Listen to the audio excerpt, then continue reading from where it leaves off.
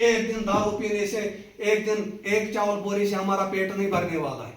हमें घर के अंदर पूरा 5 साल तक हमें रोजगार चाहिए। हम वोट उसको देंगे जो हमें रोजगार देगा। 3 लाख का आज बाथरूम बनता है, मकान 15-20 लाख का तैयार होता है। लेकिन जब आपको सरकारी नौकरी मिलेगी तो एक क्षण के अंदर आप ऐसा बना पाओगे। इधर देखो यहाँ के एमएलए ने क्या क्या बोला था, फायर ब्रिगेड की नौकरी, डीजी भर्ती, सीआरपी भर्ती, प्रोजेक्टों में नौकरी, टांग दो घर के ऊपर झंडे, हर एक को सरकारी ऑर्डर मिलेगा। क्या मिला? 3 वर्ष बीत गए, 14 से आई है बीजेपी, उसके बाद वो इलेक्शन भी समाप्त हुआ, फिर दूसरा भी हुआ, तीसरा भी। अब इस बार इन 3 वर्ष और आप प्रयास कर रहे थे कि इंतजार करिए, देंगे कुछ, देंगे लगाएंगे, लेकिन कुछ नहीं दिया। ये कुछ नहीं देंगे। साहब काशीराम ने बोला था सीधे हाथ से उल्टा हाथ, इस सीधे हाथ से उल्टा हाथ अच्छा है। मांगने वाले मत बनो, देने वाले बनो। जब देने वाले बनोगे फिर जाके समाज का भला होगा।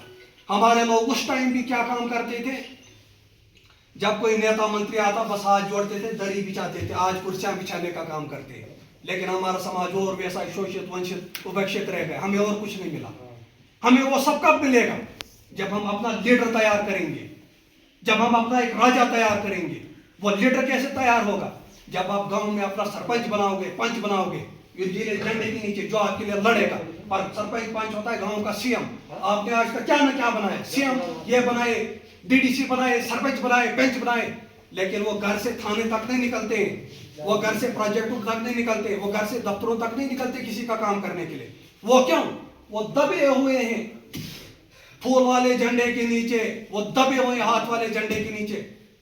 लेकिन जब आप अपनी मजबूती और ताकत बनाओगे ना, हाथी हाथ को कुचल देगा, हाथी फूल को खा जाएगा।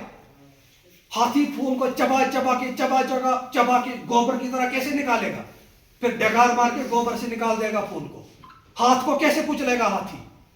हाथ, एक बड़ी हाथी के नीचे जब हाथ आएगा, जब कुचल जाएगा, वो कैसे? जब आप एकता बनाओगे, जब आप संगठित हो जाओगे, जब आप नीले झंडे को अपने घर के ऊपर टांगोगे, जब आप नीले झंडे की एक ताकत को पहचानोगे, तभी मैं अभी सब साथियों से बताना चाहता हूं कि माननीय बेंजी पूरा देश के अंदर बाबा साहब मान्यवर काशीराम साहब की मिशन को चला रही है। बेंजी शिक्षिका भी रह चुकी है, सरकारी टीचर भी रह चुकी है। वो बेंजी पढ़ाती थी। एक बार उसको एक ने कहा कि मैडम जी क्या हम राज कर सकते हैं? तो फिर उसने, बेंजी ने उसको कहा, हम राज सिर्फ नहीं कर सकते, हम सिस्टम को भी बदल सकते हैं। और सच में हम यहाँ पर पूरे जम्मू कश्मीर के अंदर हम भी बेंजी की तरह बोलेंगे, हम सिस्टम को बदल सकते हैं। बेंजी जब सीएम बनी ना उत्तर प्रदेश के अंदर, जब सीएम बनी तो हरिजनों को मंदिर नहीं देते थे चढ़ने। बेंजी के 1000 पुलिस वाले और बड़ी बड़ी फोर्स मंगाए अपने साथ और बोला वहां के कलेक्टरों को गांव में जाकर, यूपी के अंदर 75-80 जिले और एक एक जिले की आबादी करोड़ों है, हर एक जिले में घूमी वो पुलिस वाले लेकर, और कलेक्टर को बोलने लगी तुझे मेरी जात भी पता होनी चाहिए और मेरी औकात भी पता होनी चाहिए। हम कौन है? तुझे मेरी जात भी पता होनी चाहिए और हमारी औकात भी पता होनी चाहिए। और गरीब वर्ग के लोगों को मंदिर मस्जिद चढ़ने उसने दिया बेंजी ने। चलाकर बेंजी ने हर एक जिले में गई और वहां के कलेक्टर को बोला तुझे मेरी जात भी पता होनी चाहिए और औकात भी पता होनी चाहिए। और हजारों पुलिस की टीम देकर हर एक जिले के अंदर जहां पर जाकर वहां पर लॉ एंड ऑर्डर उसने कायम किया।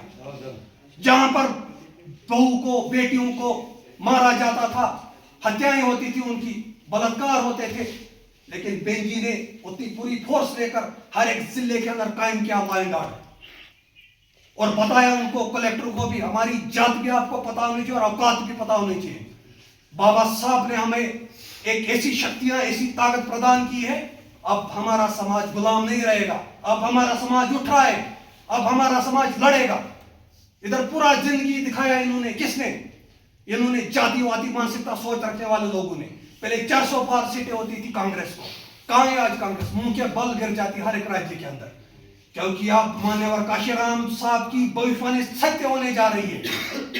उन्होंने अपने बच्चों का, अपने बीवी का, अपने परिवार का पूरे का बलिदान दिया था। पूरा जिंदगी बहुजन समाज के और गरीब वर्ग के लोगों के हितों के लिए उन्होंने जब लड़ाई लड़ी थी, तो तब उन्होंने कहा था, जब कांग्रेस का पतन होगा तब बीजेपी का सूर्य उदय होगा। जब बीजेपी का पतन होगा तो बहुजन समाज पार्टी आएगी।